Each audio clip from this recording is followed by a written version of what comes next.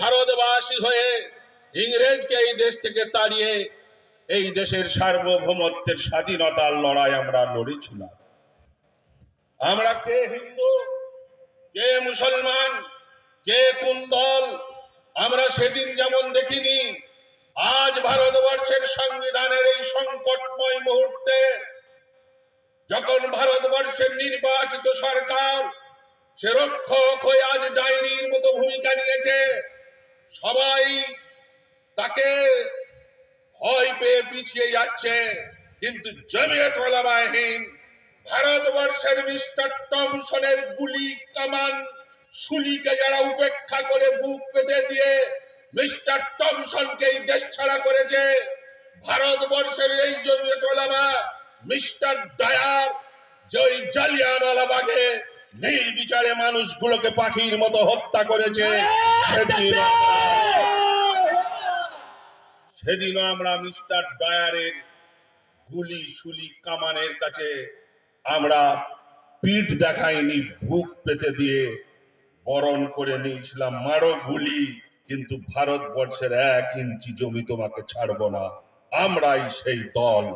আজ বলছি যে চলে গেছে ডায়ার, চলে গেছে ওই রকম মিস্টার টমসন, কিন্তু রেখে গেছে কতকগুলো এরকম তার জারজ সন্তান যারা আজ ভারতবর্ষের ময়ূর সিংহাসন দখল করে আছে। তারা যদি আজ ভারতবর্ষের সংবিধানকে পদদলিত করে, তাদেরকে আজকে আমরা এই হুঁশিয়ারি দিতে এসেছি। আমরা জমিয়ত উলামা হিন্দের লোক বেঁচে আছি। সংবিধানকে নিয়ে কাটা ছেঁড়া করলে আমরা সংবিধান রক্ষা করার জন্য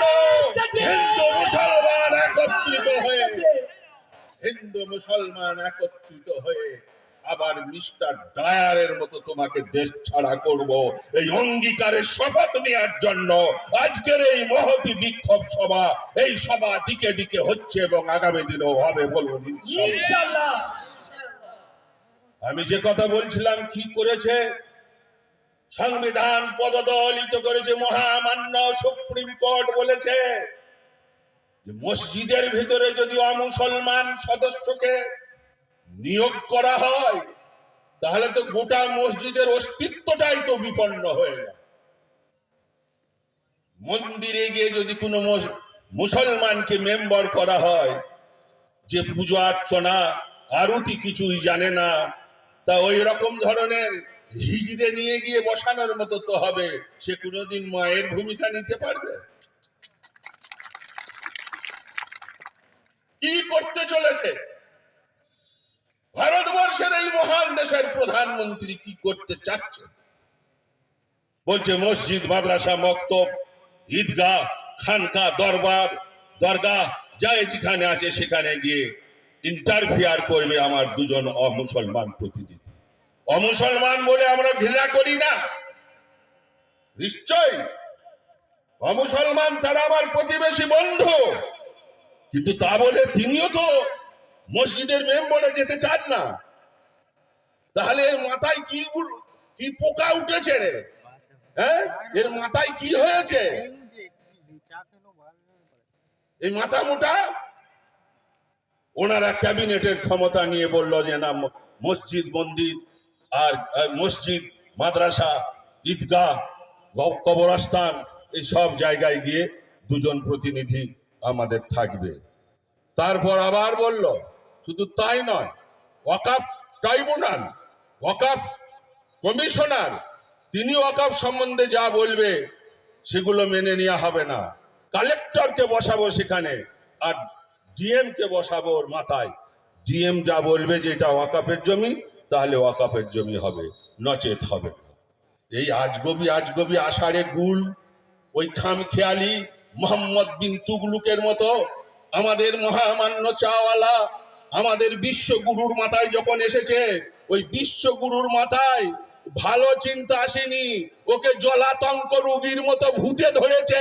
এই ভূত তাড়াবার জন্য আজ আমাদের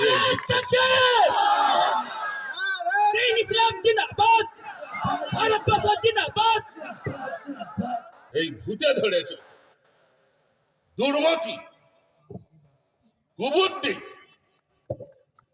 সভ্য সমাজ মানে না, যেখানে সুপ্রিম কোর্ট বারে বারে অ্যাটর্নি জেনারেলকে বলছে যে মসজিদে গিয়ে, তাহলে দিল্লির জামে মসজিদে গিয়ে তোমাদের দুজন মুসলমানকে বসিয়ে কি করবে? ইতিপূর্বে কি কোথাও ভারতবর্ষে করা হয়েছে?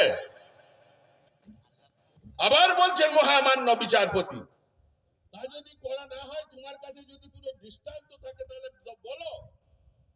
হ্যাঁ করে দাঁড়িয়ে রয়েছে, যেমনি গদা তেমনি গদা ধর, হ্যাঁ করে দাঁড়িয়ে রয়েছে, মুখ খুলতে পারিনি।